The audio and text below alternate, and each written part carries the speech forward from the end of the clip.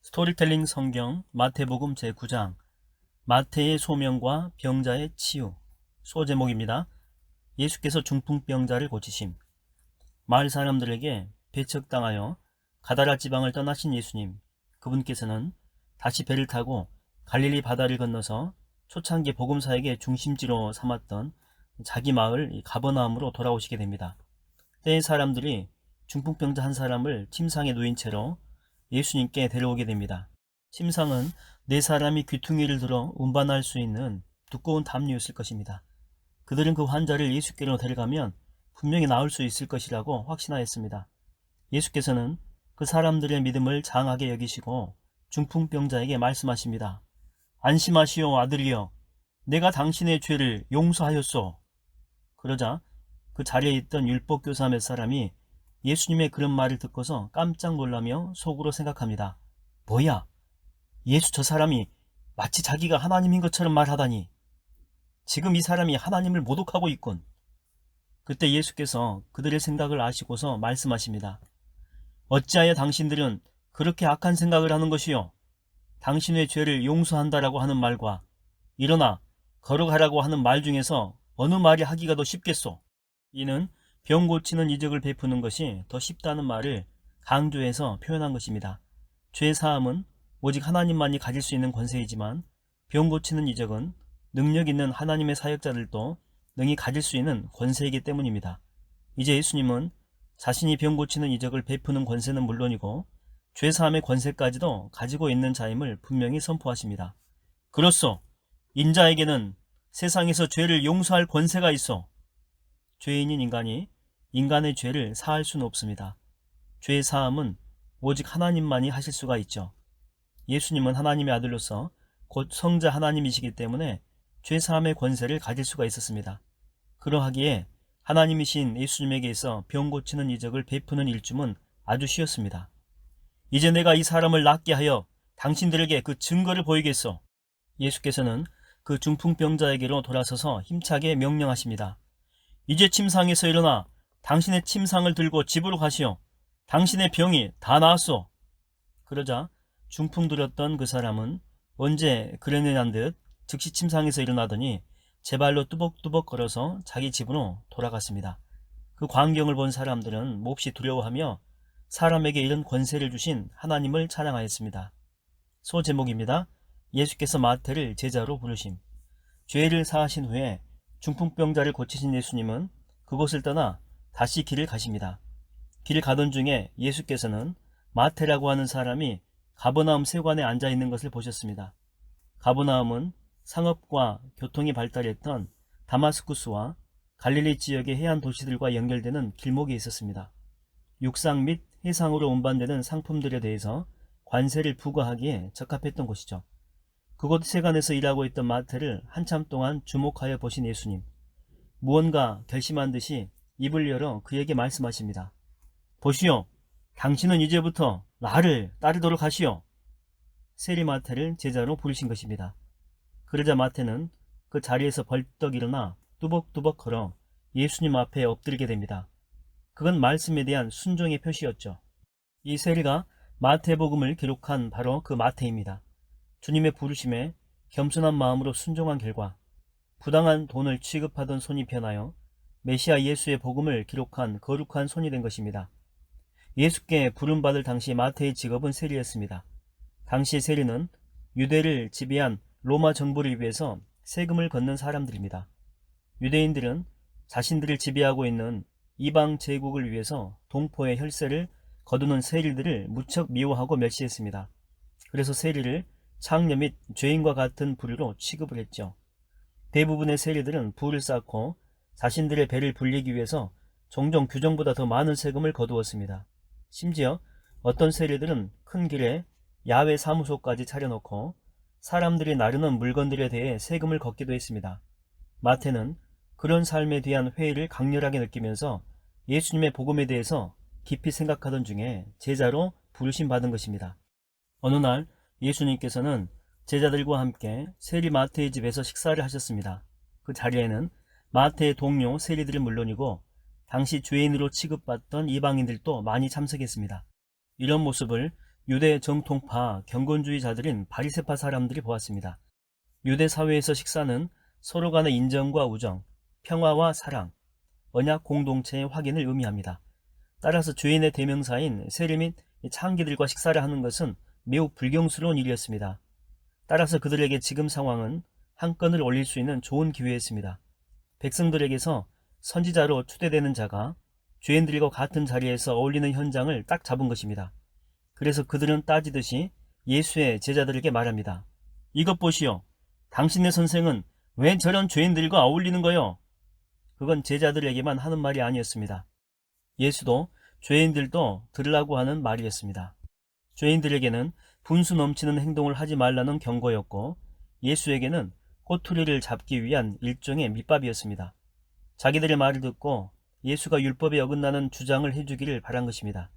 이때 예수께서 들으시고 바리새인들을 향하여 대답하십니다. 건강한 사람에게 의사가 필요하겠소? 아니면 병든 사람에게 의사가 절실하겠소? 그야 당연히 병자들에게 의사가 필요하지요. 바로 그것이요. 나 역시 의인을 부르러 온 것이 아니라 죄인을 부르러 왔소. 당신들은 가서 나는 자비를 원하고 제사를 원치 않는다 라고 하는 하나님의 말씀이 무슨 뜻인지 제대로 배우도록 하시오. 여기서 건강한 사람 또는 의인이란 바리새인들이나 사두개인들처럼 자신을 의롭다고 여겨 더는 사죄의 은총이 필요하지 않다라고 생각하는 사람을 가리킵니다.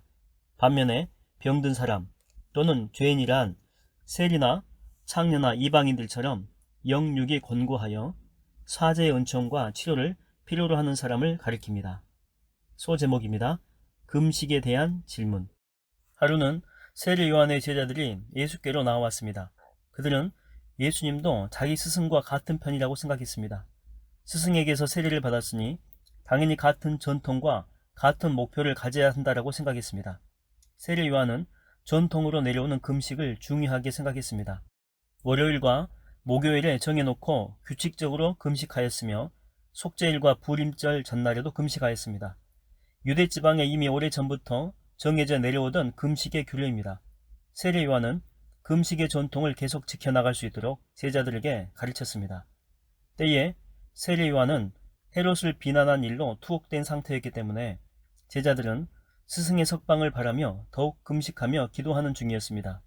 하지만 예수님과 그의 제자들은 정해진 금식일에 금식하지 않았습니다. 세례 요한의 제자들은 그들이 왜 금식하지 않는지 대단히 궁금하게 여겼습니다. 자기들의 스승은 옥에 있는데 스승에게서 세례를 받은 예수님은 별로 관심을 보여주지 않았습니다. 그래서 속상한 마음에 불만 섞인 음성으로 예수께 묻습니다. 왜 선생의 제자들은 금식을 하지 않는 것입니까? 금식은 구제 및 기도와 함께 경건한 유대인이라면 반드시 준수해야 하는 종교적 행위였습니다. 그런데 당시 큰 스승으로 인정받던 예수님이 자주 금식하기는커녕 도리어 금식하는 날에도 사람들과 어울려 즐겨하며 음식 먹는 것을 보고 예수님을 못마땅하게 생각했던 것입니다. 예수께서 답하십니다. 결혼식에 온 신랑의 친구들이 신랑과 함께 있으면서 어찌 슬퍼할 수 있겠소? 하지만 이제 곧 신랑을 빼앗길 날이 올 터인데 그때가 되면 그들도 금식할 것이요. 그야말로 동문서답입니다. 비유로 답하셨기 때문이죠. 여기서 신랑은 예수님 자신을, 신랑의 친구들은 제자들을 가리킵니다. 예수님은 제자들과 더불어 이 땅에 있는 기간을 혼인잔치에 비유하면서 잔치 중에는 금식이 적절하지 못하다라고 말씀하신 것입니다. 하지만 신랑을 빼앗길 날, 곧 예수께서 십자가에 죽임을 당할 날이 머지않아 올 터인데 그때가 되면 얼마든지 금식할 수 있다라고 하는 뜻입니다. 예수님은 계속 말씀하십니다. 낡은 옷에다 새천 조각을 대고 깁는 사람이 있겠소? 그렇게 하면 새천 조각에 낡은 옷을 당겨 더욱 심하게 찢어질 것이요. 낡은 가죽 부대에 새 포도주를 담는 사람이 있겠소? 그렇게 하면 낡은 가죽 부대가 터져 포도주가 쏟아지고 부대는 버리게 될 것이요. 새 포도주는 새 부대에 담아야 하오. 그래야 둘 다 보존될 수 있어.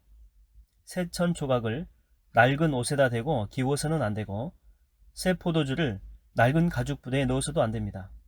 새 포도주의 강한 발효성 때문에 낡은 가죽 부대가 견디지 못하여 터져버리기 때문이죠. 여기서 낡은 가죽 부대는 유대교의 체계이고 새 포도주는 천국 복음을 가리키고 있습니다.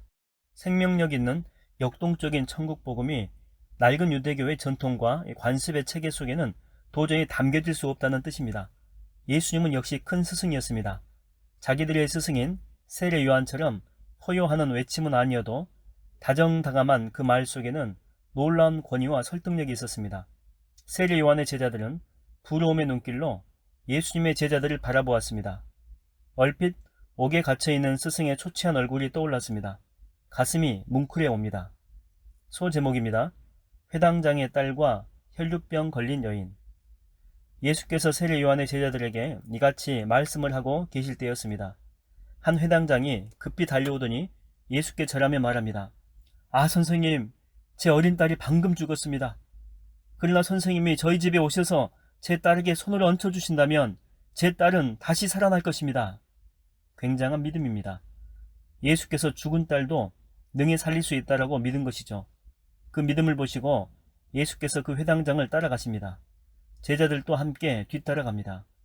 그렇게 회당장의 집으로 가던 도중에 12년 동안이나 하혈로 고생하던 한 여인이 예수님의 뒤를 가깝게 따라오더니 슬그머니 예수님의 옷자락을 만지게 됩니다. 그 여인은 예수님의 옷자락만 만져도 자기 병이 나을 것이라고 믿었던 것입니다. 회당장 못지않은 큰 믿음입니다. 예수께서는 누군가 자신의 옷자락을 만진 것을 알아차리고서 가던 길을 멈추고서 뒤돌아서서 보았습니다. 한 가련한 여인이 크게 두려워하며 어쩔 줄 몰라 하고 있었습니다. 예수께서는 인자한 얼굴로 그 여인을 보시고 부드럽게 말씀하십니다. 딸이여, 안심하시오. 당신의 믿음이 당신을 낫게 하였소. 예수님의 그 말씀이 떨어지자마자 그 여인의 병이 즉시 나았습니다. 그동안 온갖 용한 의사를 다 찾아다니고 온갖 좋다는 약재를 다 구해서 먹어봐도 아무 소용없던 그 혈류병이 12년 동안 하루도 그치지 않고 지속되던 지긋지긋한 하혈이 뚝 멈춘 것입니다.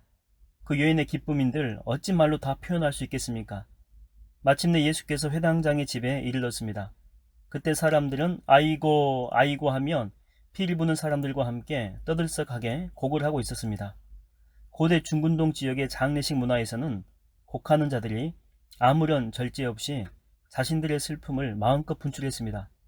보다 떠들썩한 곡은 보다 큰 슬픔의 표현이었습니다. 그래서 상당한 가족은 자신들의 통곡을 도와줄 전문적인 호곡군을 고용하기도 했습니다. 그때 예수께서 곡하는 자들에게 다음과 같이 말씀하십니다. 자, 이제 다들 물러가십시오. 그 아이는 죽은 것이 아니라 단지 잠자고 있을 뿐입니다. 아니 도대체 이게 무슨 소리야? 뭘 잘못 알고 오신 것 같군. 모두들 예수님의 말을 비웃으며 콧웃음을 쳤습니다.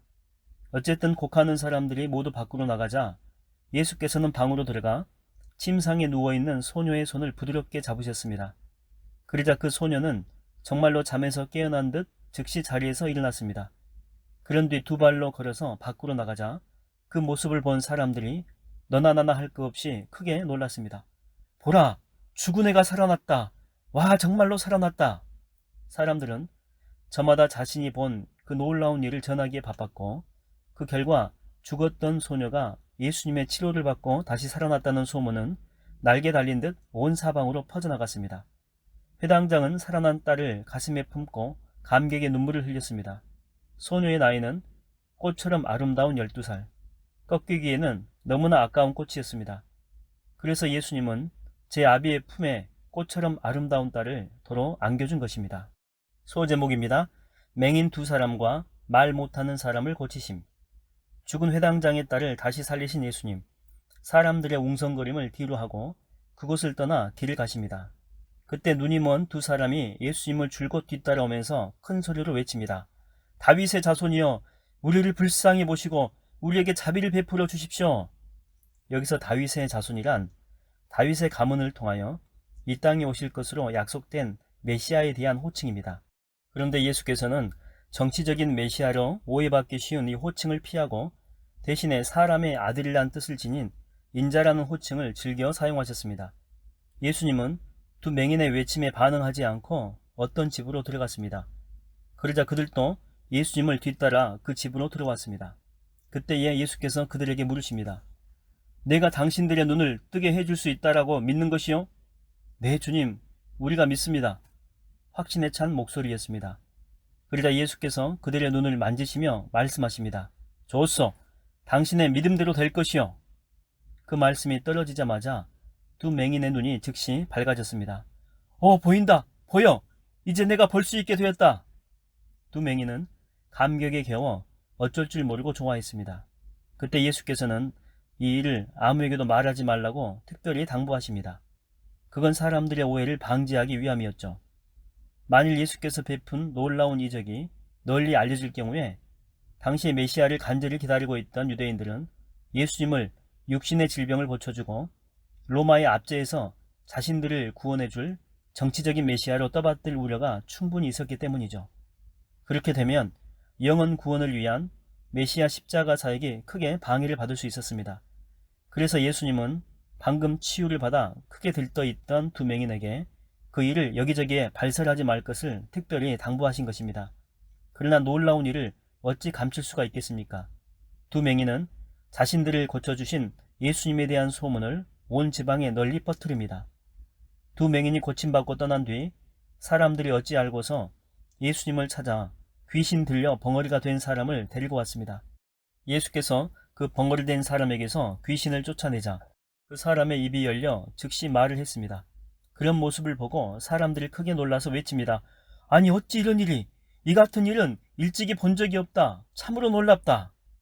그러나 똑같이 그런 모습을 본 바리새파 사람들, 무엇이 그리 못마땅한지 빈정거리는 오투로 말합니다. 채, 놀랍긴 뭐가 놀라워. 저 사람이 귀신을 쫓아내는 것은 귀신의 두목에게 힘을 빌려 그렇게 하는 것이네. 여기서 귀신의 두목은 바알세불이라고 불리는 마귀, 곧 사탄을 가리킵니다. 시골 나사렛 출신으로 백성들의 인기를 한몸에 받고 있던 예수를 크게 못마땅하게 생각하고 있던 사악한 종교 지도자들, 그들은 예수님의 이적이 마귀의 능력으로 이루어졌다라고 폄하하고 회방함으로써 주님의 권능을 일체 부정하였습니다. 소제목입니다. 예수께서 목자 없는 양 같은 무리들을 불쌍히 여기심. 유대 종교 지도자들의 폄하와 회방에도 아랑곳하지 않고 예수께서는 갈릴리 지역의 모든 성읍들과 마을들을 두루 다니시면서 유대인들의 회당에서 말씀을 가르치시고 천국 복음을 선포하십니다. 그러면서 다른 한편으로는 온갖 병에 걸린 사람들을 다 고쳐주셨습니다. 그러하니 예수님 주변에는 언제나 사람들이 구름대처럼 몰려들었습니다. 예수께서는 그렇게 자신에게로 모여든 사람들을 보시고 언제나 불쌍히 여기셨습니다. 그들은 마치 목자 없는 양떼 같아서 어디로 가야 할지를 모르는 지치고 힘든 안쓰러운 백성들이었기 때문이었습니다. 그래서 예수께서는 종종 탄식하듯 제자들에게 말씀하시곤 하셨습니다. 추수할 것은 많은데 일꾼들은 턱없이 부족하구나. 그러니 너희는 주인께 요청하여 추수할 일꾼들을 추수밭으로 더 보내달라고 하여라. 이게 무슨 말일까요? 세상에는 천국 복음을 받아들일 준비가 된 영혼들은 많은데 그들에게 천국 복음을 전하고 가르쳐 실제로 구원에 이르게 할 복음 사역자들이 턱없이 부족하다라고 하는 뜻입니다. 사정이 그러하니 복음 사역자들을 더 많이 보내달라고 하나님께 부지런히 간구하라는 의미입니다. 그렇게 말하는 동안에도 사람들은 꾸역꾸역 몰려들었습니다.